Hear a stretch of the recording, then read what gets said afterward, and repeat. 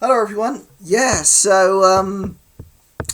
wanted to do a slightly different video this week. But for an awesome reason. It wasn't something I was expecting, but it's nice to sort of share things that come along. And this one for me is a very kind of personal one. You may have seen in a previous video where I spoke about how much I loved the character of Rogue from the X-Men cartoon, and also we very, very lucky to be talking to Lenore Zan, who is also a fantastic politician and campaigner in her own right, and brilliant person, and well worth following on Twitter. And I find her a very interesting and engaging person, as well as being responsible for one of my favourite ever cartoon characters. And in fact, calling it a cartoon kind of does it disservice, really. And for those of you that know me, and when I say know me, as in sort of knew me from like growing up and have you in school and that, I absolutely adored the X-Men cartoon when I was a kid. And in terms of things that inspired my writing, in terms of writing Reynard City, because I think it's important to clarify that, because the artists come in and they've got their own influences, and you can kind of see like what they bring is different to what I bring, etc. And obviously you can see there's a bit more because, well, they make the visuals, obviously. That's the thing, I always have to kind of clarify that most of the time. Like, I don't draw that myself, and the work Nicholson's done and the work that Joe's doing, absolutely amazing, and I'm really chuffed with that. Right. But anyway, enough of the preamble. So, having got a copy to Lenore Zan, I got talking to Eric Lewald.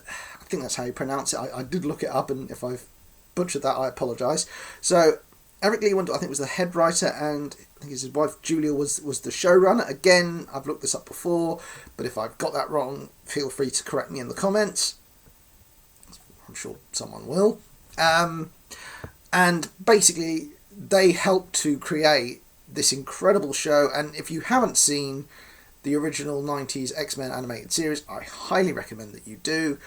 I recently rewatched it, and it still has a bit of an impact, I'd say, and I think a lot of the topics that are talked about are still very prevalent, and the characters are great. I mean, just some of the best versions of Gambit, Rogue, Wolverine, just things that, like, you read a comic and you hear those voices. I mean, in much the same way as, you know, people associate, like, Kevin Conroy and Mark Hamill with Batman and the Joker. It's like these people just have these incredible voices.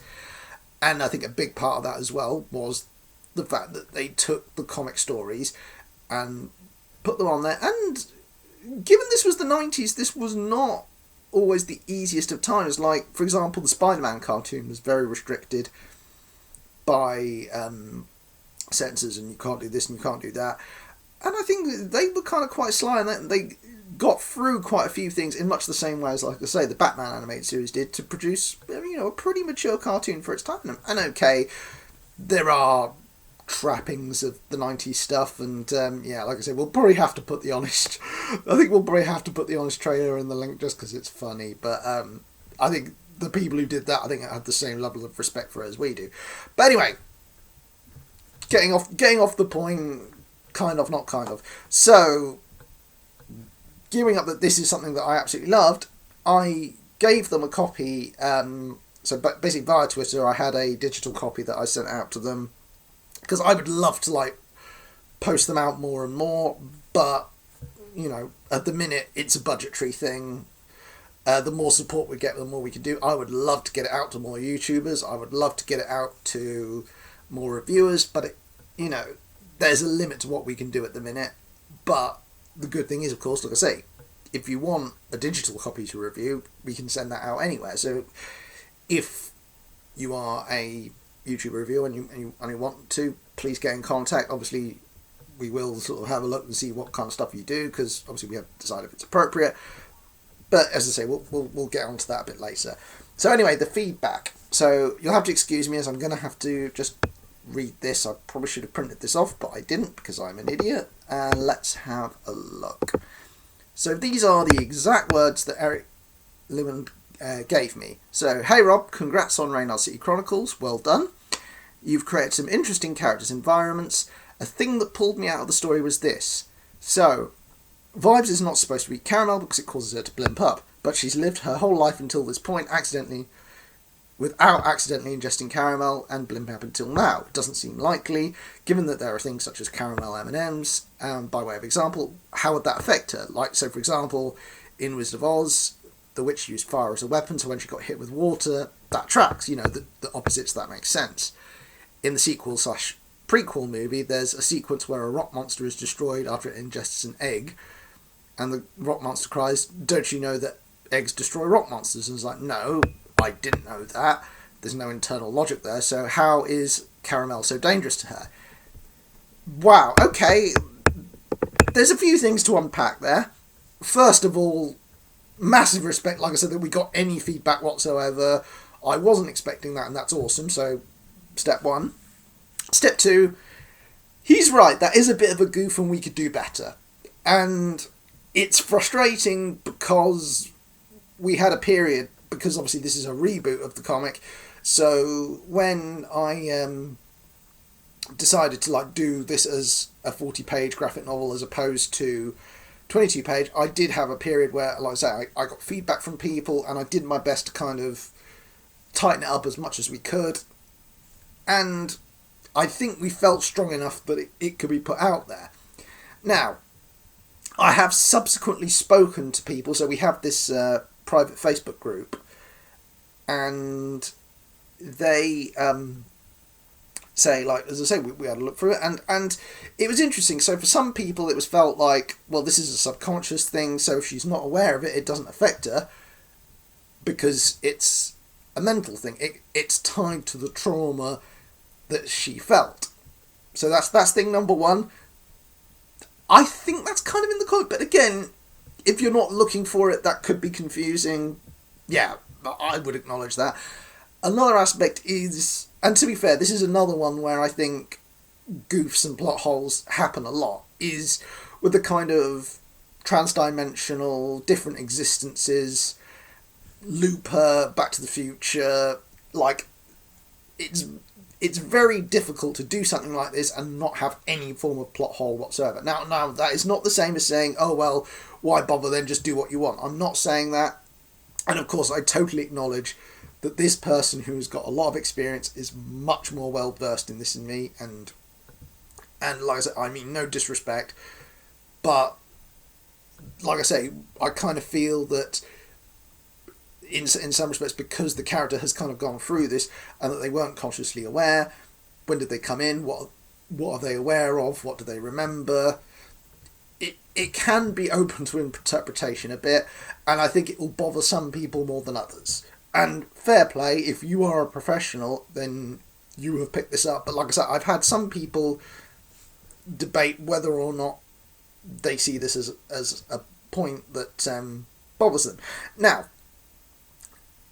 what we have done in the past, like I say, so we rebooted the comic, and we have done this with other plot points, because there are certain aspects that I realised when we did the rewrite with the original series that wouldn't say so much they bothered me, but I actually, strangely enough, this came off the back of someone doing a parody on DeviantArt, and I think it did kind of hit with me, so one example is, in one scene, the Vibes character sucker punches Guillermo, absolutely out of nowhere, be aware, I'm going to punch you.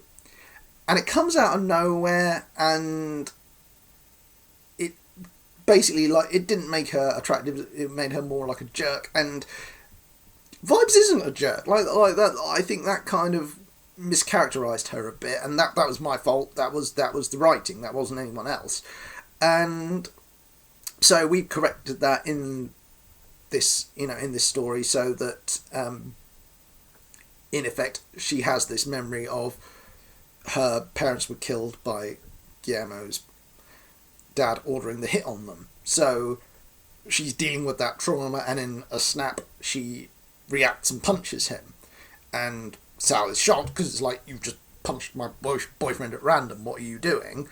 And then when she explains it, it's like, Guillermo, being this decent guy, is like, look, I'm sorry, this wasn't anything to do with me, and as soon as I found out, I got away from him. So it kind of puts it in context a bit more. The second one, which again is crucial, and again we've changed, I think, from the previous story, was the circumstances of the caramel inflation. So this ties in with the feedback he's saying. So again, we try to sort of deal with one awkward plot hole, and of course you end up, you think you've picked them all up, but you didn't pick up this one. And in this instance, it was, so Mike in effect punishes Vibes for misusing her powers, and the caramel weakness is something that he decides that he needs to put in order to control Vibes' powers. And again, Sensei Mike is very stern, he's grouchy, but again, there's a fine line between that and being an outright jerk. And I didn't want Sensei Mike to be an outright jerk. And now you could say, am I watering down the characters? Again, you're free to think that, and you may be right, you may be wrong. Well, and again, it's opinion either way.